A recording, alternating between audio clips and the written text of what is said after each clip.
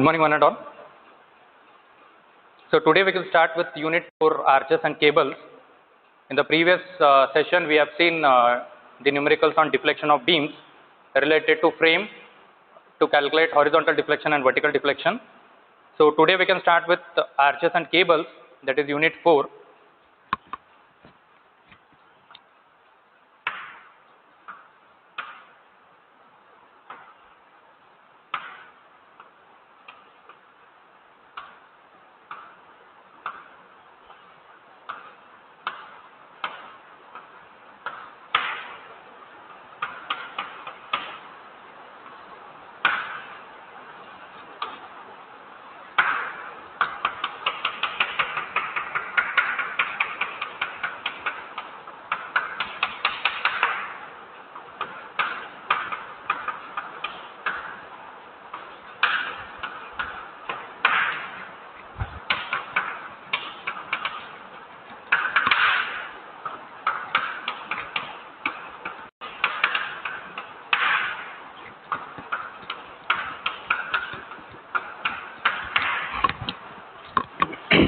So these arches, they are old construction practices.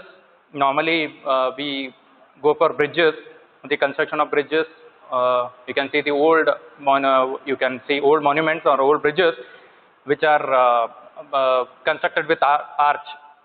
Okay, it has got a lot of advantage, and it is stone masonry, you can say, compared to the RCC. It is stone masonry, and it has got a lot of advantage of construction of these arches. Okay, just I'll give the brief idea or the components of arch. Later we'll see how is the load distribution pattern. Later we'll see the internal forces, later we can see how many types of arches are there. Then slowly we can enter into analysis part and its bending moment diagram,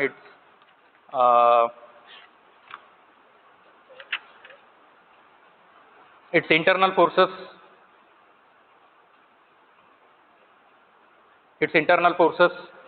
components, and how they flow.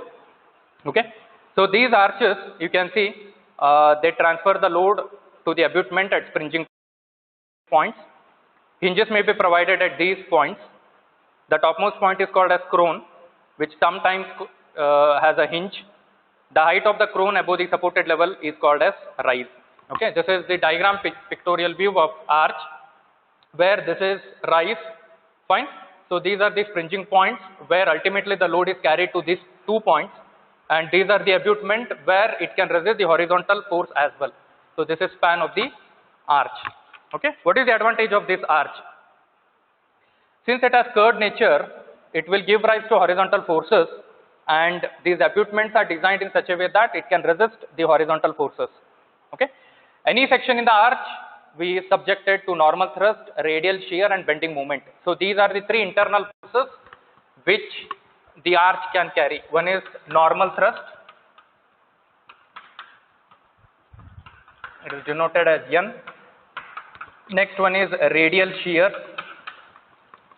it is denoted as Q or F. Third one is bending moment. So these 3 are the internal forces which arch can carry. Okay, and if you compare with normal RCC beam, I'll take this arch. Okay, this is how it is. I'm drawing it. Okay, or I'll just compare with the RCC beam.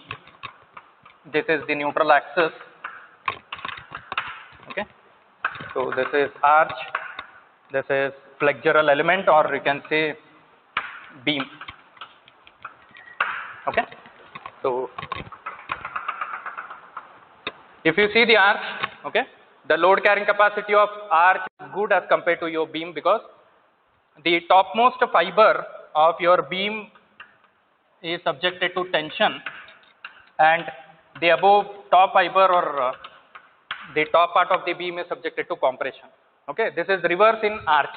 Okay, topmost is subjected to tension and bottommost is subjected to compression because of arch action. That is one advantage of this arch.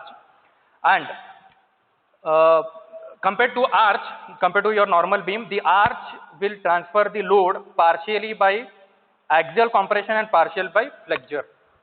Okay, the phenomena or the load carrying capacity is axially compression, partially axial compression and partially by flexure. Okay. Whereas if you see the beam, it is purely a flexural element which will resist the load coming on it, and the top fiber is subjected to compression, bottom fiber is subjected to tension. That is reverse in arch. That is why the top fiber is subjected to tension and bottom part is subjected to compression. So in axial compression, each and every particle of cross section of structure is subjected to stress equally, hence the material is utilized fully. So in reduction in bending moment results in smaller section of the arch compared to the section required for the beam to transfer the same load. Hence there are three types of arches depending on number of hinges provided. Okay. So this arch, because of this arch action, it can resist the bending moment maximum or good compared to the beam. Fine. I'll just show the diagram of how this, if I cut this section, how this arch internal forces exist. Okay. So this is the normal thrust, this is your radial shear, this is moment. Okay. So this is how the arch, if you cut the section and see how the internal forces develop, is one is normal thrust, one is radial shear and moment. So how is that phenomena? Later I'll explain. And what is the use of that normal thrust, radial shear and bending moment, I'll explain in the later case. Now we'll go with type of arches. Okay, just I'll draw the diagram of that. So basically we have three type of arches. One is 3-hinge arch. Okay, 3-hinge arch we are dealing with in this chapter in unit 4 in analysis of determinate structure, because 3-hinge arch is determinate structure, whereas 2-hinge arch is indeterminate structure. Okay, remember this. 2-hinge arch is indeterminate structure, 3-hinge arch is determinate one. Okay, the third one we have hingeless or fixed arch. Okay, I'll just draw the diagram. So this is 1 hinge. So this is the support. Okay, this is your first one, 3-hinge arch. Okay, this is 2-hinge arch.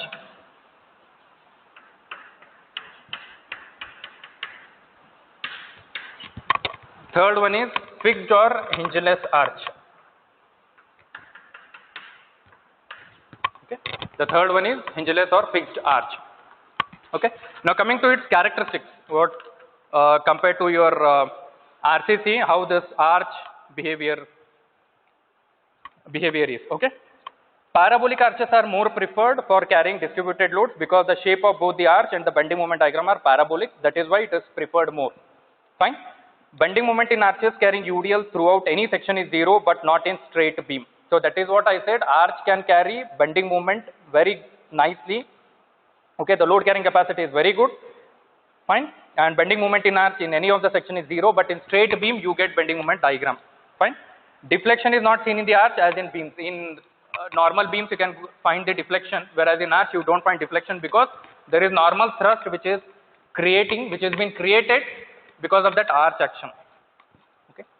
Shear and carrying capacity is good in arch. Arches are more stronger than the beam. That is why the people used to prefer more compared to this RCC. Stone masonry arches was more advantageous and more famous in the olden days. Fine. I'll draw some pictorial diagrams of his arches where you can find the x coordinate and y coordinates. Clear? Then we can go with the phenomena of the behavior of internal forces of the arch.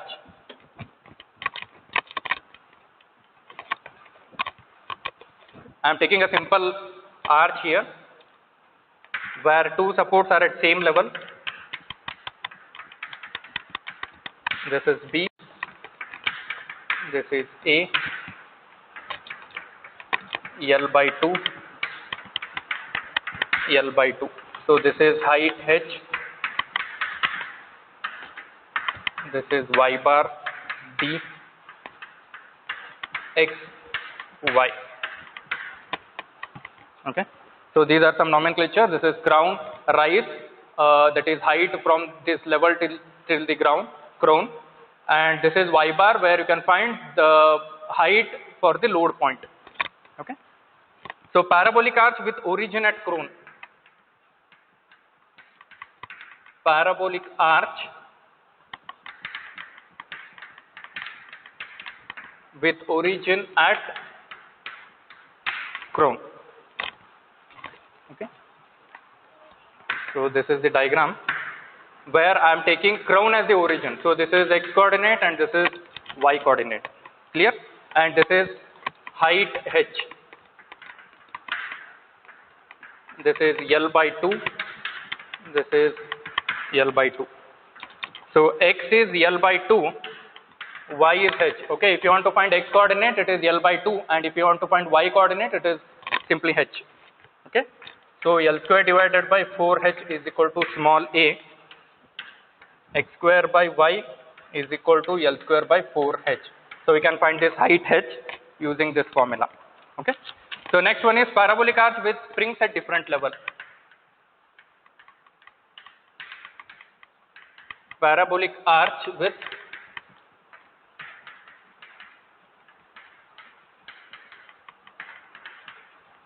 springs at different levels. Okay. So these levels are different here. You can see springing points are at different levels, and length is L2 here. This is length is L1. So this is crown point. So this is height h, h1 you can say, and this is h2. Okay.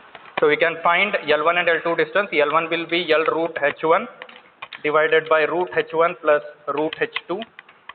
L2 will be L root h2 divided by root h1 plus root h2. So you can find both the lengths of the arch springing at different levels. Okay, L1 and L2. So next part is analysis of static load. Okay. So before going to the procedure, I'll explain how is this internal forces phenomena. Later we'll go with the analysis part. So what is step 1, step 2, and how to find this normal thrust and radial shear formulas. Okay, what are the steps involved in the calculation part. So first we will understand how is the phenomena of normal thrust and radial shear of this arch, or internal forces phenomena.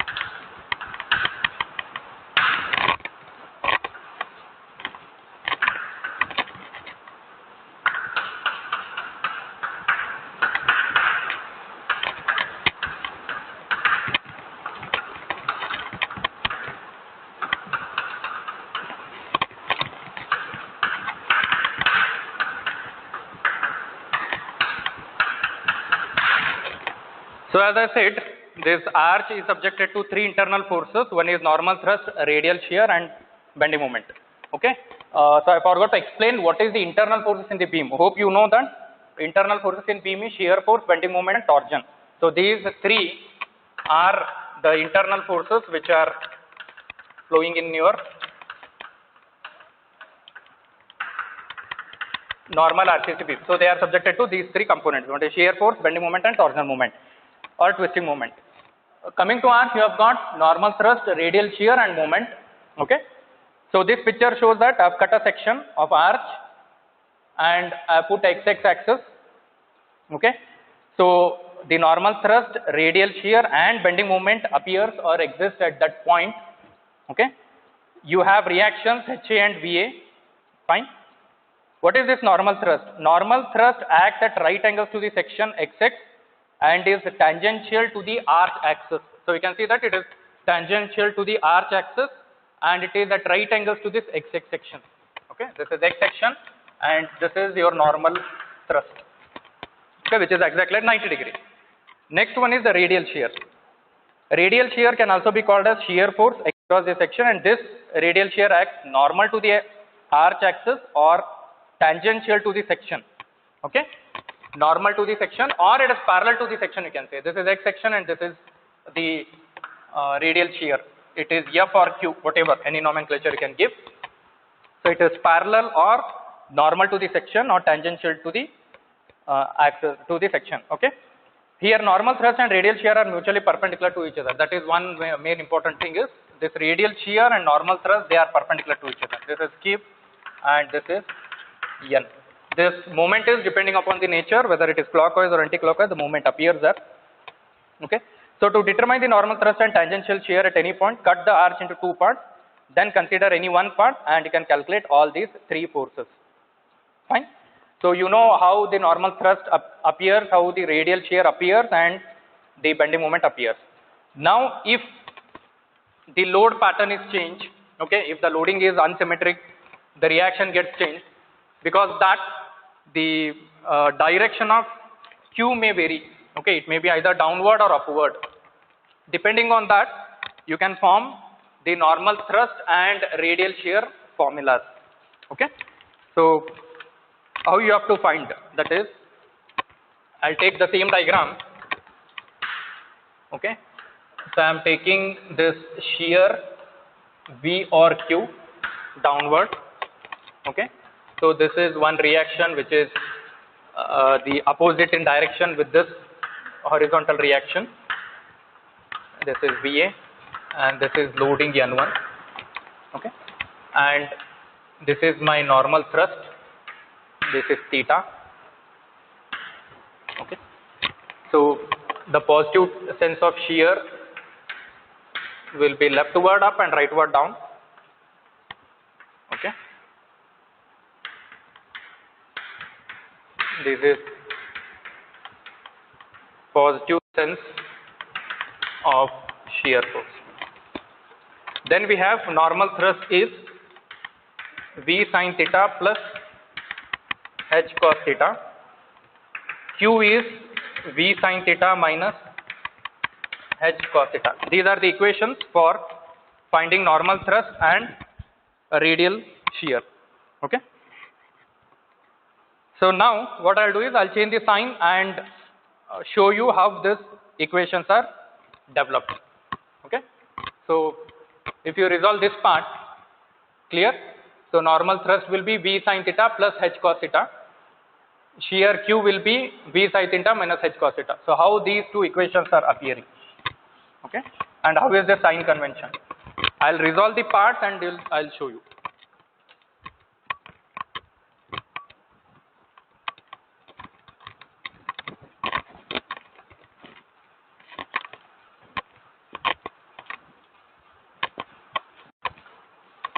So first thing we'll have H, which is, you can say, towards left, okay, and this is the angle theta. So this will be H sin theta and this will be H cos theta. So H tending towards left, okay. In the same diagram we'll have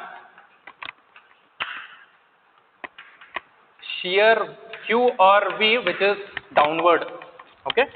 This radial shear or V or Q or F, whatever, coming towards downward. This will be the angle. So this part is V sin theta. So this is V cos theta. Okay. So this will be the angle. So N, normal thrust will be H cos theta plus V sin theta. So both tending towards left, okay. Your shear force or your radial shear will be minus V cos theta coming downward plus h sin theta which is going upward. Okay, so h cos theta coming towards left, it is minus into minus plus, both are towards lefting, right? So normal thrust will be h cos theta plus v sin theta. Radial shear will be v cos theta which is coming downward plus h sin theta which is going upward. Okay, this is one case. You can have case 2. Okay, in case 2 the diagram will remain same. Clear? This is h sin theta,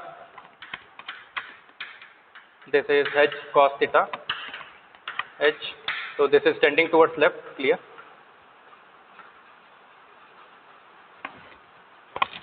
And what I'll do is q, I'll take it upward. Okay, v or q, since it was downward in first case, now I'll take tending towards upward. What happens? So this is your angle, so this is v cos theta, this is v sin theta. V or q, both are same. Okay, so normal thrust will be here minus h cos theta which is coming leftward plus v sin theta going towards right. So radial shear will be v cos theta going upward plus h sin theta going both upward. Clear? So these are the sign convention which you need to follow when radial shear is upward or downward. Clear? So you get two cases of radial shear. So radial shear is the internal force which is across the section and acts normal to the arch axis or tangential to the section. So depending upon its sign convention, upward or downward, your normal thrust and radial shear formula will change. So you should come to know how this shear, radial shear is acting. Okay. So after this is very important concept. One is finding out the normal thrust, radial shear and bending moment. Bending moment easily you can find because it is force into perpendicular distance, that you can easily do. Normal thrust, you need to have a component of H and shear. So H is nothing but your horizontal reacting force at arch. Clear? And subjected to this horizontal reaction. And radial shear is the shear force or the radial shear which is acting parallel to the XX section. So one thing you should know, what are the internal forces acting on the arch. Next thing is this resolution part of normal thrust and radial shear. Clear? Then we'll have the bending moment diagram, nature of bending moment diagram for 3 hinge arch. Then I'll go with analysis of static for arch. After that step, step by step procedure, we can start with the numerical.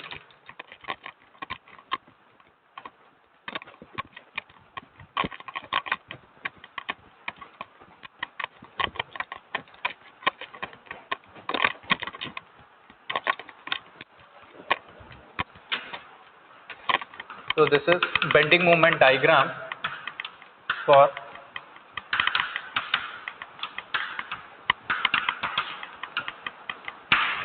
three hinge arches. Okay.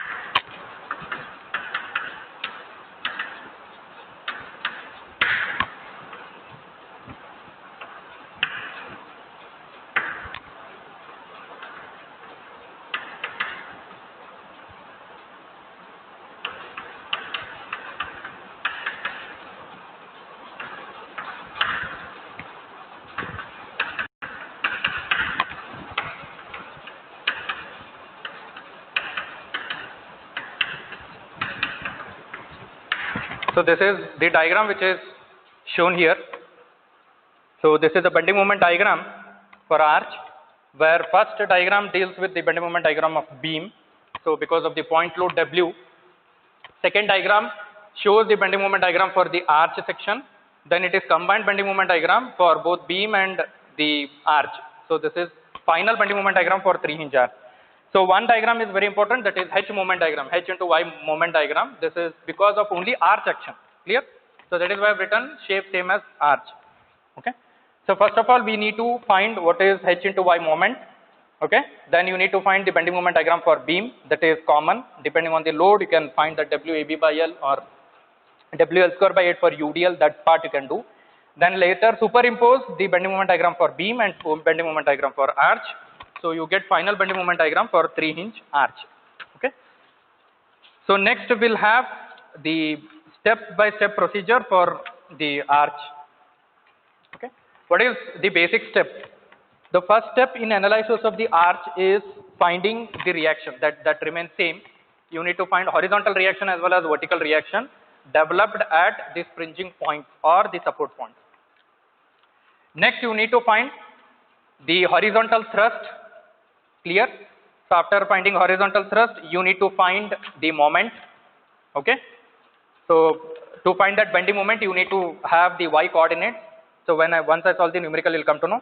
Later, after finding bending moment diagram, you are supposed to draw the normal thrust and radial shear diagram. Then at last, you are going to find normal thrust and radial shear. Okay. So first example we'll take.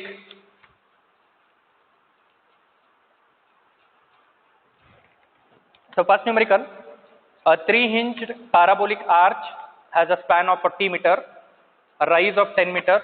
Okay, a rise is nothing but a distance from your level till crown. Full point. It carries a point load of 10 kilonewton at left quarter span of the arch as shown in the figure. Calculate the reaction and draw bending moment diagram, and also calculate the normal thrust and radial force, shear force at quarter span. Clear? So we'll take one simple example of a point load which is acting at quarter span of the arch.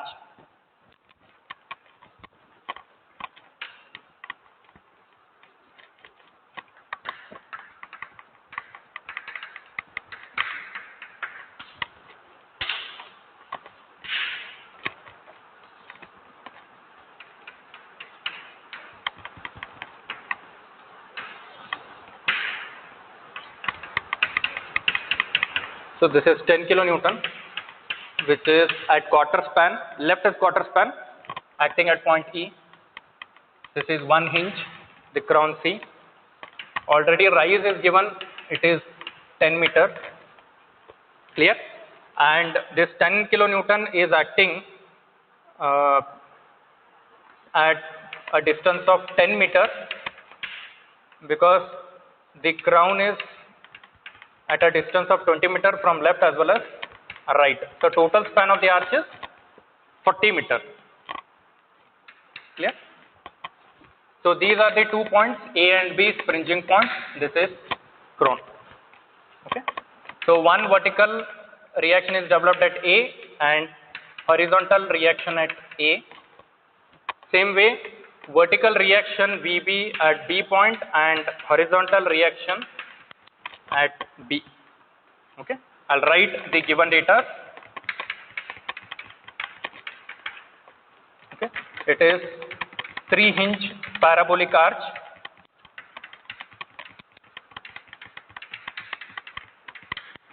Span of the arch is 40 meter.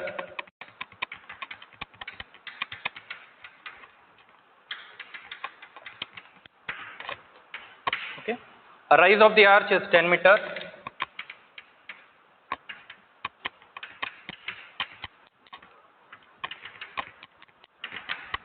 H. Point load on the arch, we have 10 kilonewton.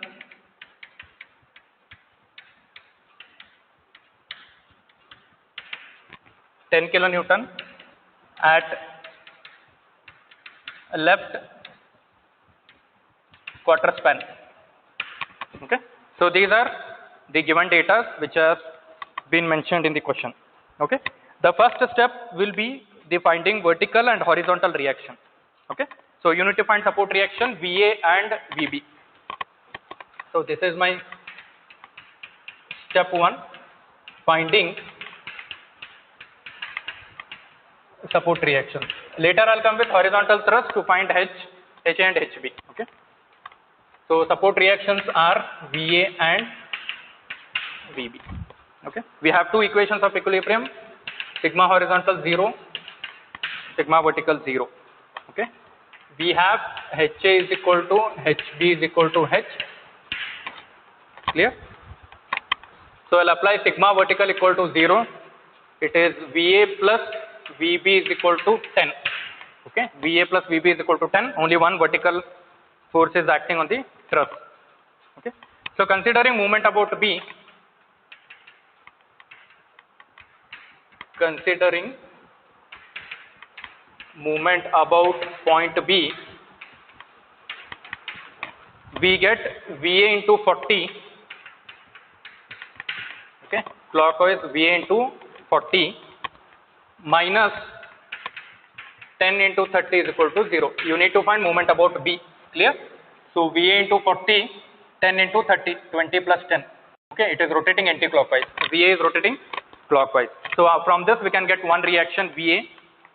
Then replace these VA in equation 1, you will get VB. So VA is 7.5 kilonewton. Clear? So VA plus VB is equal to 10 kilonewton.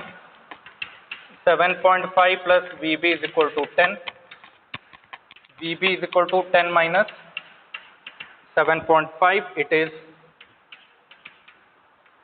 2.5 kilonewton. Okay, so these are two reactions. Next you need to find horizontal thrust H.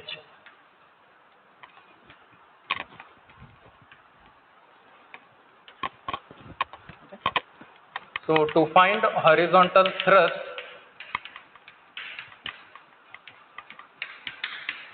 H, so you need to consider a bending moment about point C, make C point 0, so we can find horizontal thrust, what is HA and HB. Clear?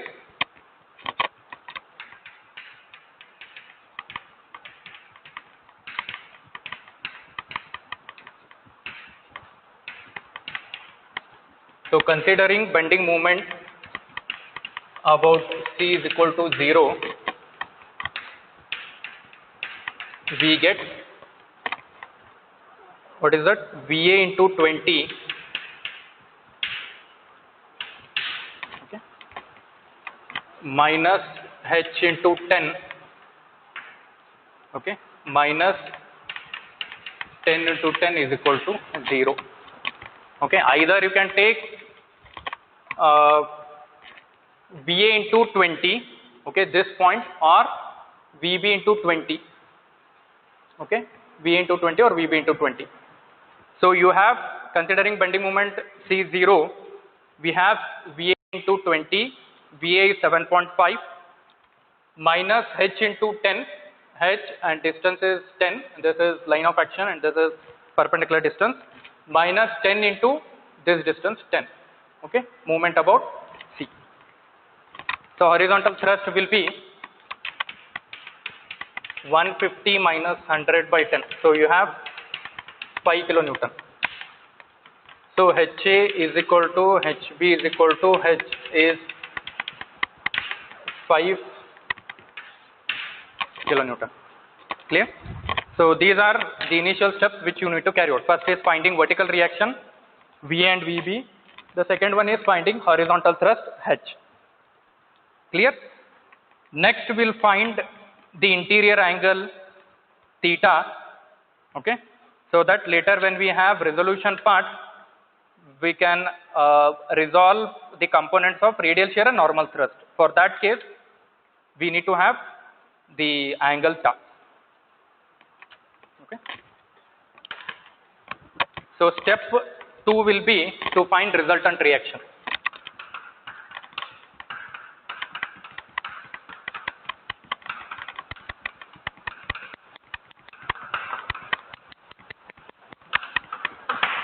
Okay. to find resultant reaction.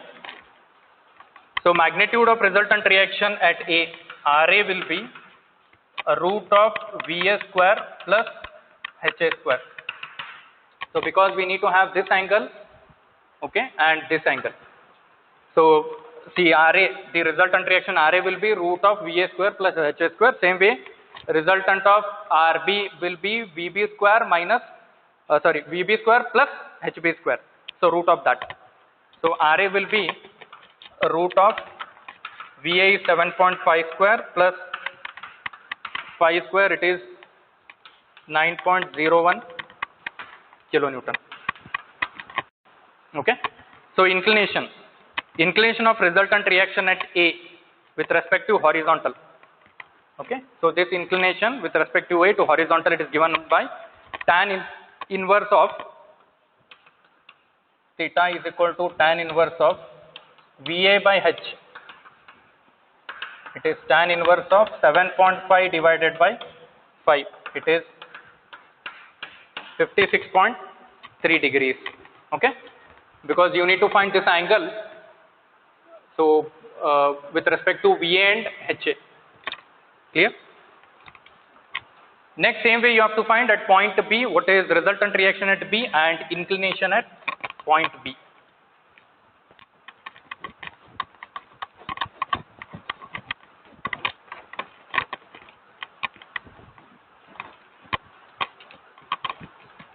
So your RB will be root of VB square plus HB square. Clear? Your VB is 2.5 plus HB is 5 square. It is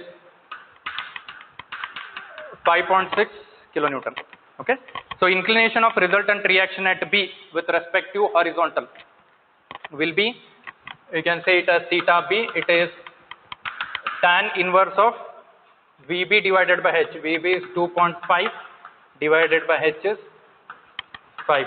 You get 26.57 degrees. Okay. So inclination of resultant reaction is very important because later when we are going for resolution part, that plays a prominent role. Okay. Next, we need to find step 3. We need to find the bending moment at point E. Okay. Because that is a load point. E is the load point. So you need to find bending moment at point E. Later we can find what is normal thrust and radial shear, then have the bending moment diagram. Okay. To find the bending moment at point E. Okay. So we have equation of parabolic arch. Okay, we have equation of parabolic arch with A as origin, with capital A as origin. Okay, you have y is equal to 4h divided by L square into x L minus x. So this is the equation you need to remember for parabolic arch, where you get the height of the arch at the load point. Okay, the rise is already given. You need to find what is this height. Okay, directly you cannot find. You should have parabolic equation, parabolic arch equation. From that you can have this height for the load point.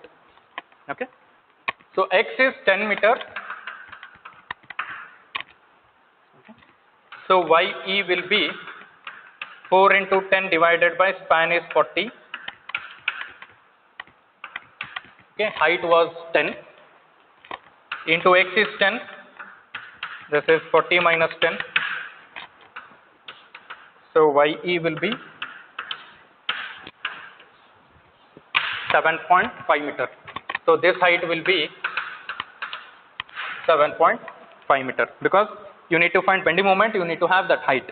Okay. So next step is finding bending moment at point E.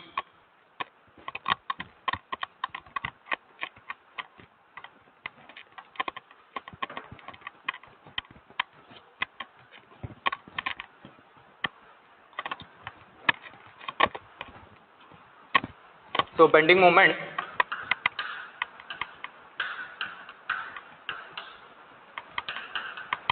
at point E. Okay, so you have at point E you should have a bending moment. It is VA into 10. Okay, VA is 7.5 into 10 minus 5 into H into the height is equal to 0. Okay, so this point you need a bending moment diagram. So bending moment value, it is VA into 10 clockwise rotation, H into YE 7.5, it is anti-clockwise. H is 5 kilonewton, clear? 5 into 7.5. So you get moment, it is 37.5 kilonewton meter. So you know that the bending moment appears due to the load. Okay. So at that load point, we'll have the bending moment diagram. Okay. So this is the arch, and this is load point. So this is 37.5 kilonewton meter. This is 10 meter. This is A, B point, C. So this is bending moment diagram due to the load. Clear? So these are the basic steps. I'll repeat once again. First one is finding vertical reactions. Next, finding horizontal thrust. After that, finding resultant reaction at A and B and finding inclination with respect to A and B.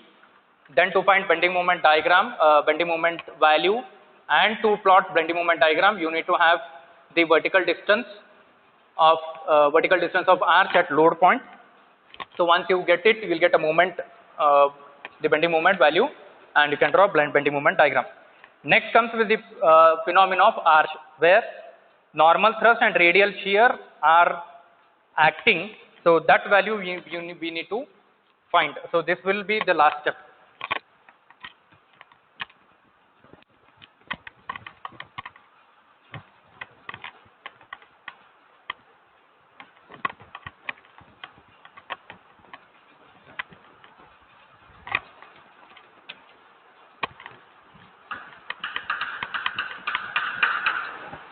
Okay, to find normal thrust and radial shear at quarter span. Okay, this is given in the question. So you need to have the normal thrust and radial shear at quarter span. This is the arch.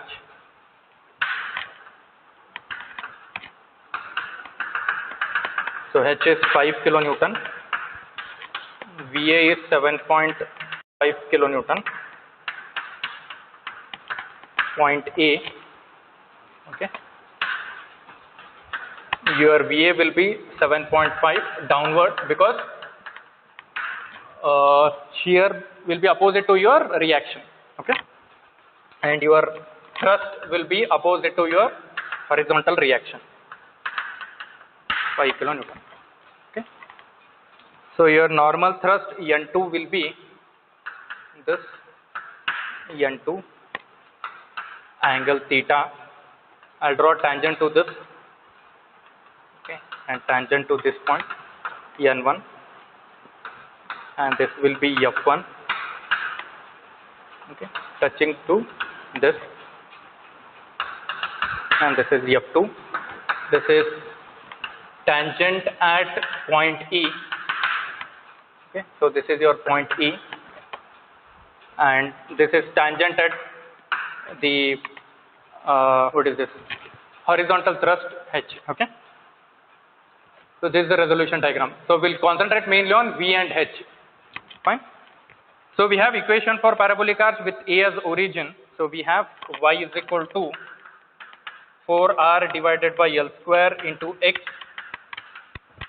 L minus x. Okay. So we'll mainly concentrate on shear and the normal thrust. Okay, shear is 7.5. Okay, and the horizontal thrust is 5 kilonewton. Clear? So what we'll do is, this is 10 meter. Okay.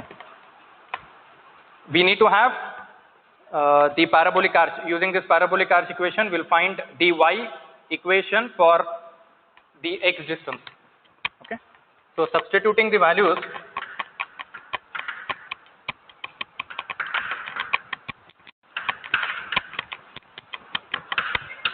we get y is equal to 4 into 10, r is 10, r or h, don't get confused, this is r or small h is 10 meter. Okay, 4 into 10 divided by 40 square into x, 40 minus x. Okay, so we don't know the x distance.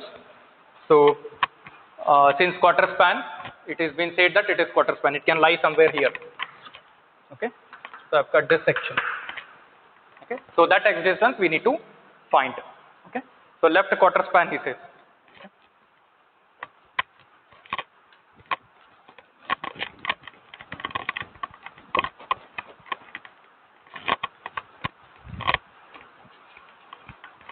So you get this equation in terms of x, it is 0.025 x 40 minus x. Okay. So we have to differentiate the above equation with respect to x, we get. So differentiating this equation,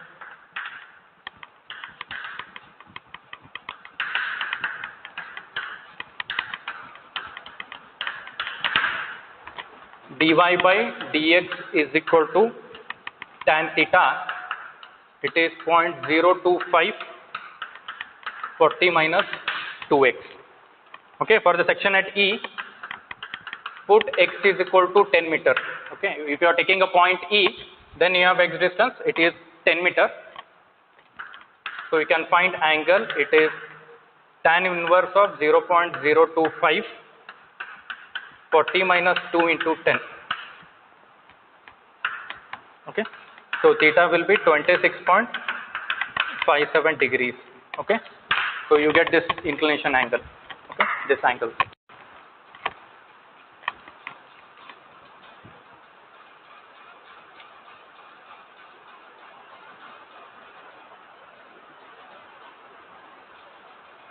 Okay, we have reached at point E now. Okay, the x we have taken it as 10, and from that parabolic equation we have found what is the inclination angle.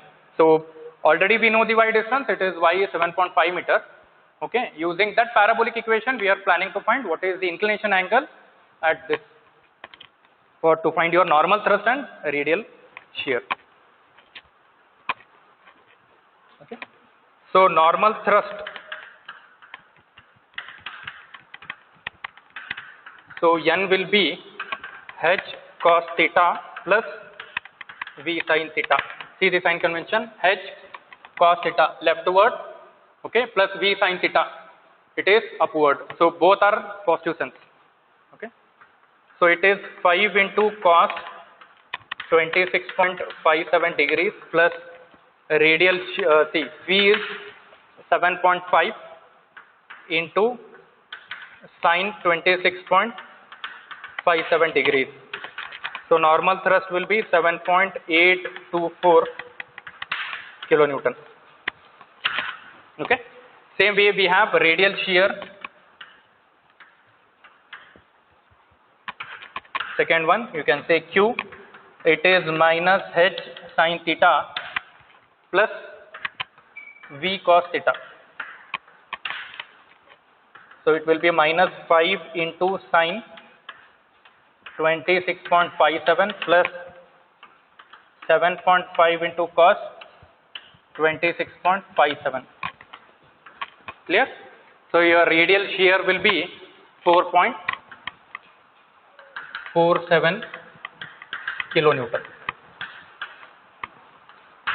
Clear? So before finding this normal thrust and radial shear, you have to find what is the angle theta with respect to the point E. For that sake, you have to use parabolic arch equation. y is equal to 4r by L square into x, L minus x, differentiate it and then put x is equal to 10 meter. Clear? So that you get inclination angle. Once you get inclination angle, you'll put your normal thrust formula, that is h cos theta plus v sin theta. Radial shear is minus h sin theta plus v cos theta. Clear? So these are the steps you need to find out. If it is asked the normal thrust, radial shear. If it is asked only to find positive bending moment and negative bending moment, you have to stop at that point. Such numericals I will be solving in the next class to find only the bending moment values. Now I have carried out entire design, right from finding support reaction, finding resultant reaction, inclination at A and B, finding bending moment, normal thrust, radial shear. Okay. In the next class we can have again the same kind of numerical with a point load to find maximum positive and negative bending moment of the arch. Okay. With that, even will carry out the normal thrust and radial shear. Slowly we can start with 2-point load and then go with the UDL. Thank you.